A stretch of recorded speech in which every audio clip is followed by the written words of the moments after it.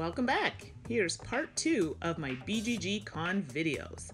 For our French-speaking viewers, I have added an interview with the Bruno Cathala en français, and I have added subtitles for those who speak English. So, let's jump right in. Hi everyone, this is Mandy, the board gaming peanut girl with To Die For Games. I have a special treat for you. We are here with Bruno Cathala. So for some of my viewers, I know a lot of you are asking me to do French. You all know my French is très mal. However, I have persuaded Bruno to do a little bit of French explanation for you guys. So occasionally I have a bit of English, a bit of French, and we'll add subtitles for those who are watching in English. Very cool. So tell us about this game. In French. Français, anglais. Ok. So, dans ce jeu, donc l'action se passe dans le Japon féodal. Okay.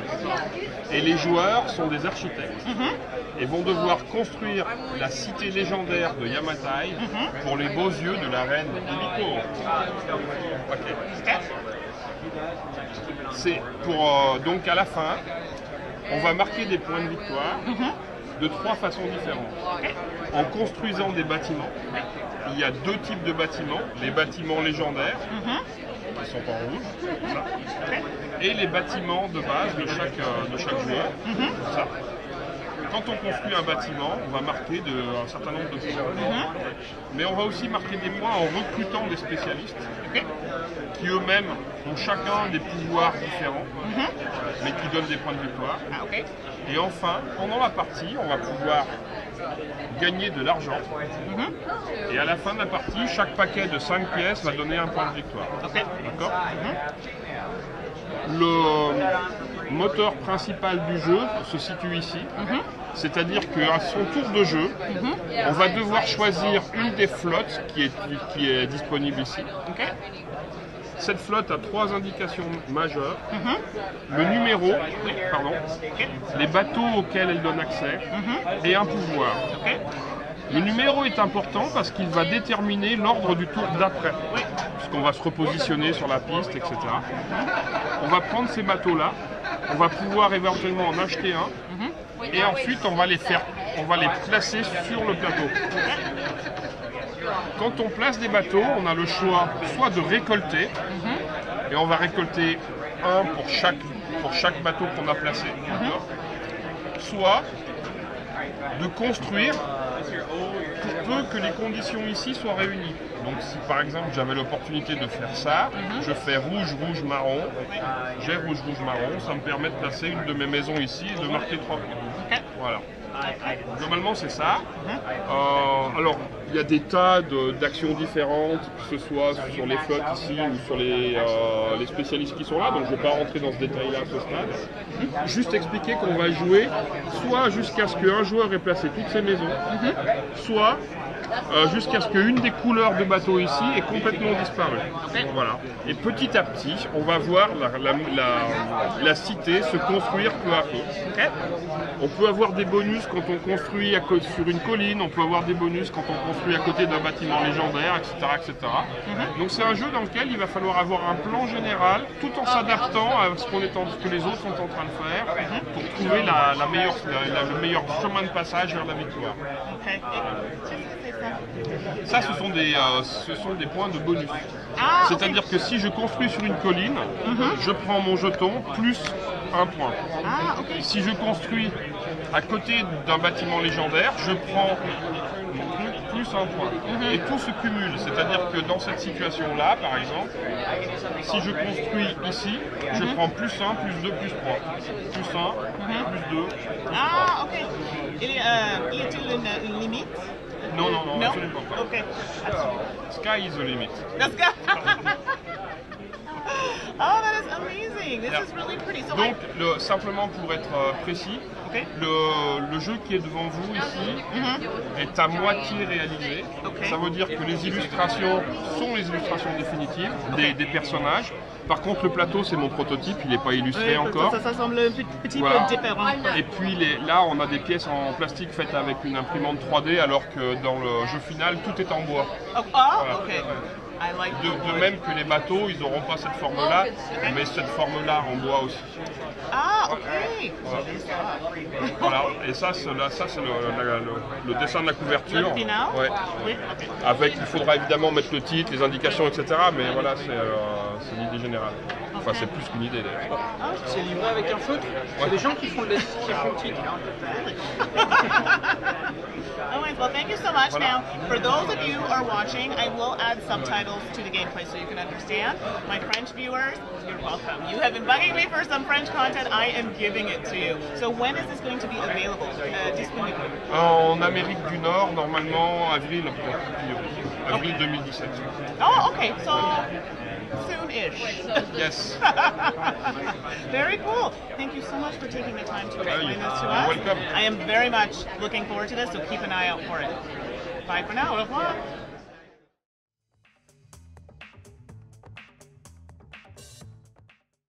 Hi everyone, it's the Board Gaming Pinup Girl, and we are at BGG Con 2016, and we are here with... The Viking chieftain, and we shall divide the spoils of war. Raise your horns! I'm a little scared, but excited at the same time. Oh, she's she's bluffing. She's bluffing. She is a warrior princess, I can tell. Great shield maiden. So we are looking at Spoils of War, and this game's by Arcane Wonders, Brian Pope and Jason Medina. Exactly. This is an excellent bluffing game. We have pillaged the village, and now we are going to divide the spoils of war. We do so by casting dice in a liar's dice mechanism, and they're a set collection. We have jewels, and we have weapons and armor, and also artifacts that change the game. This is exciting. Like, oh my god. Oh, there's some art coming in. Beautiful. The What's on the back? sword. How do I pronounce that? This is Danglet. Beautiful. I love it. Thank you for that. These artifacts are very special and make liar's dice up 10 notches. Oh my gosh. This is a must-play game, I feel. So I think we need to swing over to the table. Please. And you can point us out and tell us a little bit more about how this is played. All right. So what's happening right now is we are in the treasure setup. The treasures that will be divided are all being placed on the table. Dragon's eggs. Look at the weapons. The Dragon's Truth artifact, which allows you to roll extra dice. The game is played over 9 rounds. And we have cards that are level 1 cards, level 2 cards, and level 3. And as you progress in the game, the artifacts and the gold increases. And much great warrior songs are sung. There will be defeat. What would you do with the drunken sailor? Battles. What would you do with the drunken sailor? So how long does this take to play? What is the time? Generally, you can, if you have people that are experienced, you can play 45 minutes to an hour. Okay. It takes 10 minutes to get to the table. Very accessible. A lot of player interaction. People are always engaged in the activity. And then we have a set collection mechanism. Ah, okay. And the set collection is if we have 3 of a kind, 3 of different of one particular set, like jewelry, we're going to get 5 gold. If we have 4 of a set, we get 15 gold.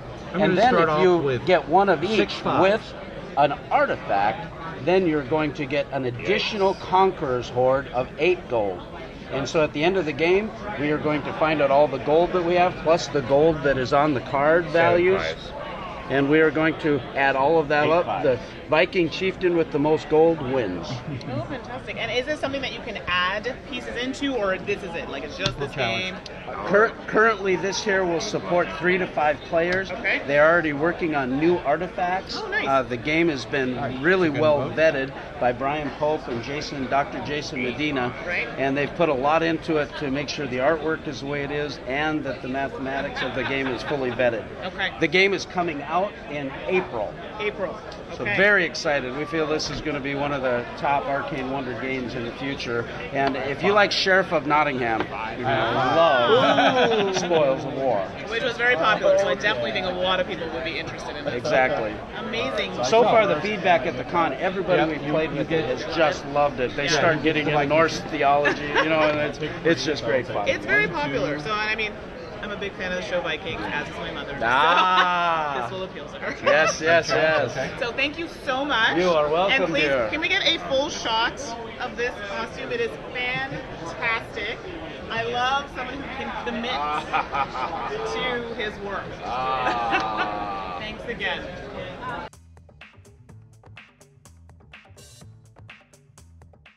Point him to the camera. It's like, hello. Raft is going to fight a goblin. Dun, dun, dun, dun, dun, dun, dun. Alright, Raft. And then I'm gonna Raft. Yes, it is your turn to raft. I'm gonna fight a goblin. Woo! He was gonna learn. Oh, wait. Alright. So today we are with Michael Coe of Gamelyn Games, and we are looking at Tiny Epic Quest.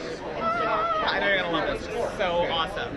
So tell us about it. Yeah, so Tiny Epic Quest is the newest entry in our hit series, the Tiny Epic Games. Hopefully a lot of people have heard of them. We're trying to get the word out about them. But this is the first time we've really taken on like a puzzle game. So at the core, Tiny Epic Quest is a puzzle game. It plays 1 to 4 players, about an hour long, 45 minutes to an hour, so it's a little bit heavier than some of the other Tiny Epic games. But this one is going to take you on a grand adventure back into it's going to be nostalgic of old RPG overworld video game kind of things. You're going to be going on quests, slaying goblins, learning spells, traveling a vast map. You'll see here some examples of the map that you'll be traveling across, all to acquire items and get victory points. There's 5 rounds in the game, and then at the end of that, based on the different things of killing goblins, learning spells, accomplishing quests, and acquiring legendary items, you get your points.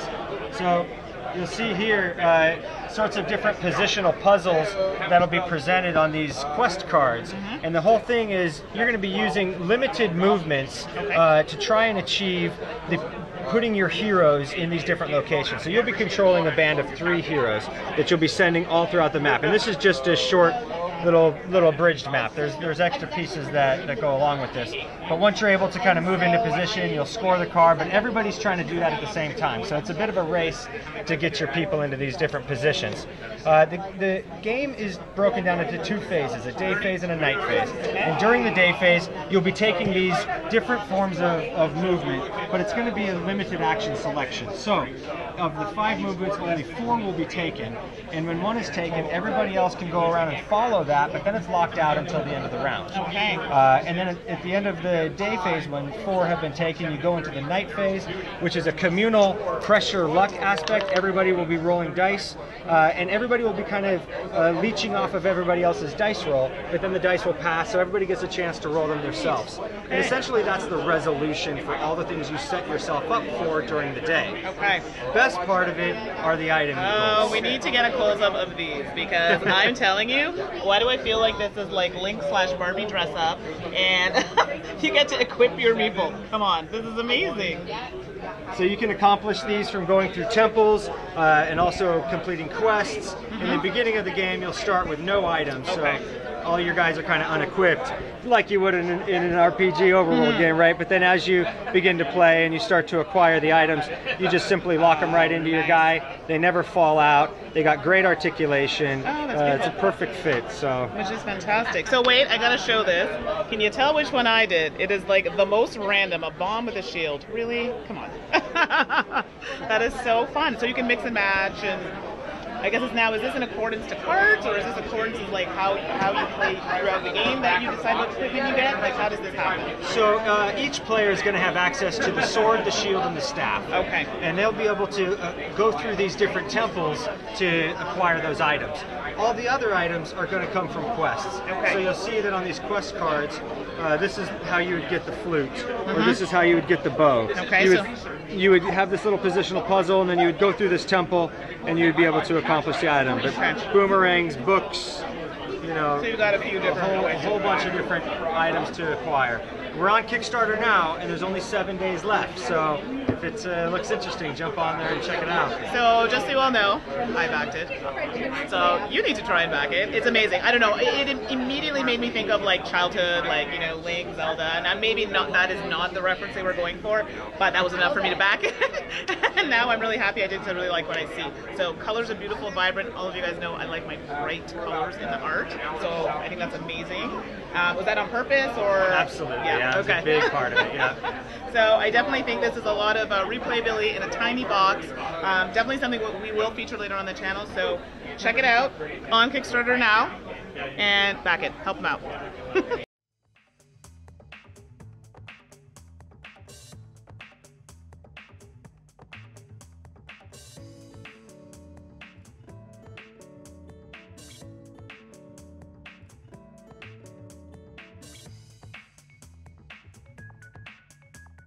The older picks it up, this one's a lot louder than the other one, so let's cross our fingers. Okay, I'll get real close. So sorry, it's going to invade your personal space a little bit. Yeah, it's like, Talk into the camera. Why are you trying to kill me? Alright. Okay. Ready? Hi everyone, it's Mandi, the board gaming pinup girl with Zhang Board Games, and I'm here with Brian Lockett. I was corrected, so I have been pronouncing his name incorrectly for the longest time. So happy to get the correction. So thank you so much for joining us. Absolutely. So I noticed we have here Near and Far. I don't know if you backed it, I backed it. It's gorgeous. Can you tell us a little bit about it? Yeah, so Near and Far is a sequel to Above and Below. Okay. Storytelling sequel, so it has the book just like Above and Below. Oh, love that. The cool thing is, in this game, it's an epic journey. You're looking for a lost city. And this game comes with not just one board, but a whole book of maps. Okay, so it's got an atlas. Right here we have only one map, but in the actual game it'll be a spiral-bound book, and you turn the page every time you play. So there's this huge world you can explore. You're going to run into crazy monsters and all sorts of interesting situations. Characters will be reoccurring, and choices you make early on will affect choices that you can make later. Like that. So, yeah. Is this game workable with like Above and Below, Islebound? Well, the cool thing is the characters. I don't actually have the art here, but the characters, they do work in Above and Below. So you just flip them over. Oh, okay. And in fact, this map shows that there's a little spot where it shows the town of Above. Right. Oh, okay. That you build in the first game in Above and Below. Oh, Yeah. that totally See makes sense. here's Above and Down down below. I like the tie-in, because I noticed there's like a general theme for your games, and like one of your games by looking at the art, and it's beautiful. So I know it was on Kickstarter. When is the date that people can buy it? So our tentative release date is May 3rd. May 3rd, okay, so that's not too far away. Yeah, not too far. So. And are people able to get all of the elements of the games? Like I know you had the really nice coins that were going to be available. And Yeah, so everything in the retail edition is the same, except for the metal coins was an extra Kickstarter. An extra Kickstarter thing. Oh, so if you didn't back, you missed out. Okay, so how many people can play and how long is gameplay? So 2 to 4 players, about 30 minutes per player. Okay, so that's not bad. So for some of you guys, I'm assuming if you liked Above and Below, this is the type of game that you would do. Oh yeah. Do you find it a bit more complex, or? It is a little more complex, a little more meaty, but if you like that storytelling, we totally have that. Oh, that's amazing. All right. So thank you so much for giving us a game overview. And if you haven't gotten the game already, look out for it in May. Yep. All right. Thanks so much. Thank you. See you next time. Bye, guys. Hi, everyone. It's Mandi, the board gaming pinup girl, and we are going to look at the game Einstein. So we are here with Mackenzie. and he's going to tell us a little bit about the game. So, basic idea is Einstein. We each take control of Einstein at one of the major stages of life. So, young Einstein, wise Einstein, prime Einstein. And each Einstein has a deck of inspiration cards, things from his life that kind of inspired him. He loved to sail boats. He loved to play the violin. He loved to actually get active in sort of social circumstances. He was a big proponent towards like world peace. He was against World War I, all that kind of stuff. Right. So this game kind of tries to capture that whole personality of Einstein. So each inspiration card has a different shape combination on it. So I can see that here. so that over the course of the game, you're trying to build these shapes into the sort of central body of scientific knowledge. Okay. So on your turn, you actually you see that you got shapes there, you've got a pile of shapes here. On your turn, you'll actually take and you'll add 2 shapes to the center pile. So one, let's say, let's throw another guy up there. And then on the next player's turn, they'll take and add 2 shapes of their color to the central pile. So they might go something like place one here or place one on the side there. So the lines are connecting. Yep, the lines are connecting, the long side to long side, short side to short side, all that jazz. And so if you take a look and you're like, oh right, on my turn, I'm going to take and add that piece there.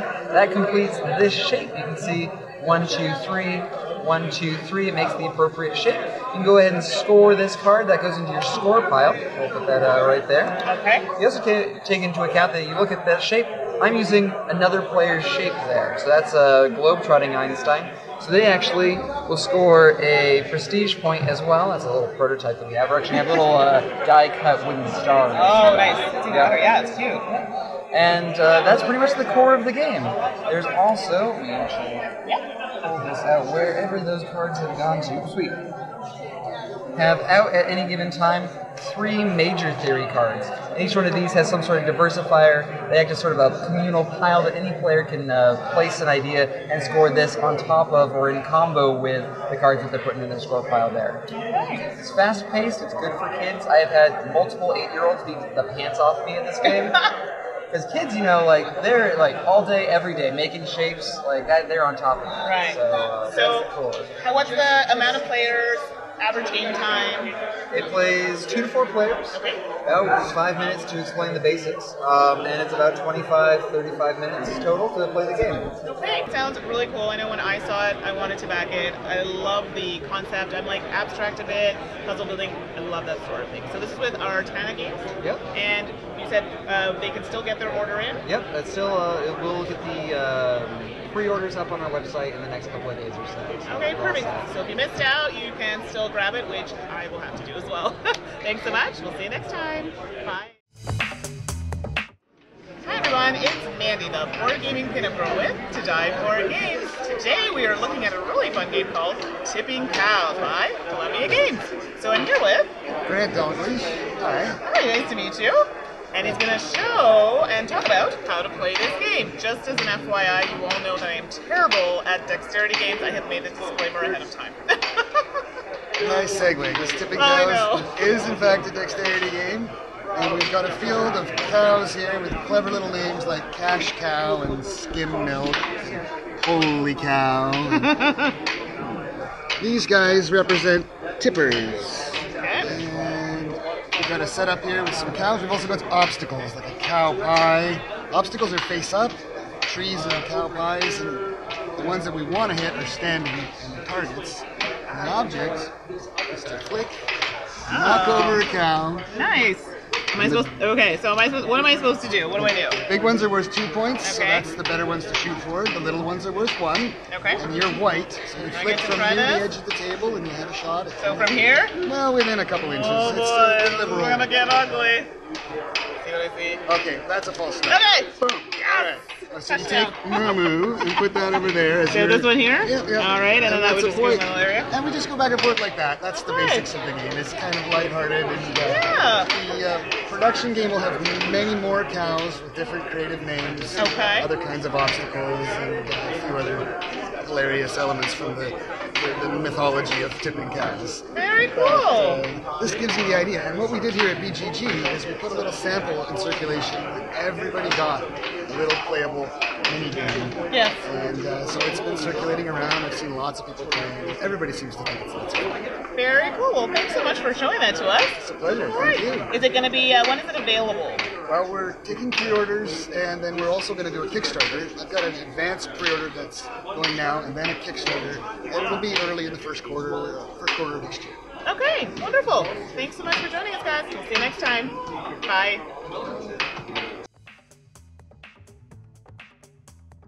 I'm like, I'll let you start with that, and I'll try something.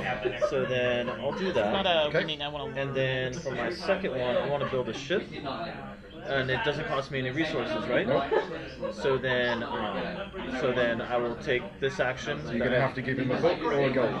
Oh, okay. Oh, okay. So I still have to pay him. Yes. But I don't have to pay. You don't have to pay the cost. Yeah. Okay. Right. All right. Well, here you go, buddy.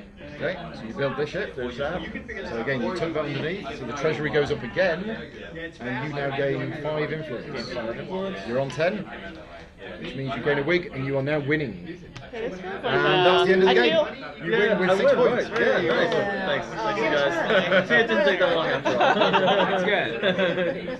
Cool, and I got. You can do another state action if you want to. And then the other state action. That's interesting because when my one and only game, first things we did, we built ships. First 2 actions we took in the game was to build Really? ships. It's interesting. Yeah, it's interesting that you guys built ships. It's what makes sense. I'm like, okay, for you and also for you, I guess as well. Yeah. Yeah. Pay extra attention at that part. Loading ships. How do I load this action? Sorry, you did that one. It's this selling goods. Selling goods, right? Yeah. Oh, but I'm already at my quota limit. That doesn't. But I can discard this, right? Well, yeah, because I'm at my you've 2 chosen cards. to do this action, and you've done one of the 2 state actions. Oh, so you right. can't sell goods this turn. Right. That would have to be next turn. Next time around. And I could do any card in your portfolio, and then choose this action. And I can do any state action. Any of those 5 remaining ones. Cool. So I want to get my guys back. Yeah. So you need to give him a tools or a gold. And I'll give you these tools. Okay. You get 2 officials in 2 different offices.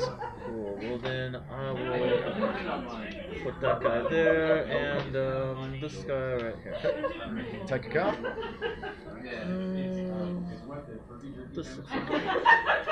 It's over. There we go. Alright. Well, I don't fully understand this, but we'll get there. It's fine. That's what I'm here for. She knows me. I ask lots of questions. Give me a couple rounds on it. Okay, so I guess ships seem to be the thing to do. Like, I'm not going to, go away from that. So, okay, so how do I start? So I want to build a ship. Do I start with the ship in that, or did you start with putting your blue cubes? You start off with the guy? So if I decide to pick this guy, like what you did, this goes underneath. Now, do I choose? Yeah, it doesn't matter where it goes. Doesn't matter. Okay. What icon are you covering over? Oh, okay, that's right, because they have different ones. Okay, so what's the difference between this one and... So this means that you would take one of these royal favours. Okay. This means that you would get to move the cardinal 1 space and then take either one of those 2 tiles. And the cardinal, remind me, I'm sorry. We give you special powers. Oh, we like special powers. Let's do that. So we're going to do the cardinal. Okay, so he moves 1 space, and you can now either take this one or this one. And that looks like money of some sort. Number 33 is every time you need to spend money, for whatever reason, you spend 1 less. Okay, that's kind of nice. Number 28 is every time you visit or follow the marquee. Sorry. That would be The good. king, pink, is there. It costs you 2 influence less than it would normally. And what would you say drives this game more, money or... Money. Yeah. So money it is. So let's do, so I take this one? So that goes in your superpower area. Right. So that was just for playing the card. Oh. Now you get to choose either this or this. Okay, so this one is... Sell goods. There are 2 ships available. So you could theoretically sell 2 goods and gain loads of money. That's an option. It is, yeah. And this one? That is trading with the nobles. That is giving up 2 of your goods. Okay. And doing 2 actions. So by me giving them sending it to their ships or whatever. They will get points, but you'll get money. I'm gonna try this. Let's see how this pans out. So which 2 goods would you like to sell? Is one more hard? Is more You have to pick either Gold. ship. So gold right now is Gold is gold. worth 6. So you know what? Books is worth 5. That's Start with the gold. And do I just pick? Yeah, it doesn't actually matter. Oh, we'll be nice and give you some gold. And the next level of is either the Cloth or books is worth 5. Let's do the cloth. Enjoy that. There you go. Make yourself a nice dress. 11 money. Have 11 money, so I'll give you 15. Oh, I thought you were just going to give me Take 4 back. There you go. So both of those ships are now full. So you flip the goods over. And you both gain 1 point. You're welcome. Thank you. Okay. Okay. Always there for you. And then we keep them here? Yeah, so at the start of your turn, the ship arrives back and the good will clear. Oh, perfect. So it stays there for now. She's like, hey. I'm like, wait a second. That was Okay, and you get to draw a new card. Oh, okay, this is good. And we refill the cloak. This is just one of the goods cards, or is that something else?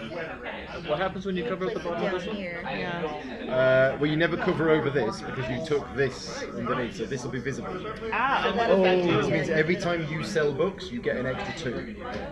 Okay, blue cards on top, red cards on the bottom. I'm gonna give that a whirl. No, it was treasury cards on the bottom, noble cards on top. That's because you're covering on the top and you're not covering. Noble. Oh, right. Yeah, noble or not red and blue. Nobles and nobles and treasury and cards. then that's my turn. Right. Yeah. Okay, I like it. I like it. And this one.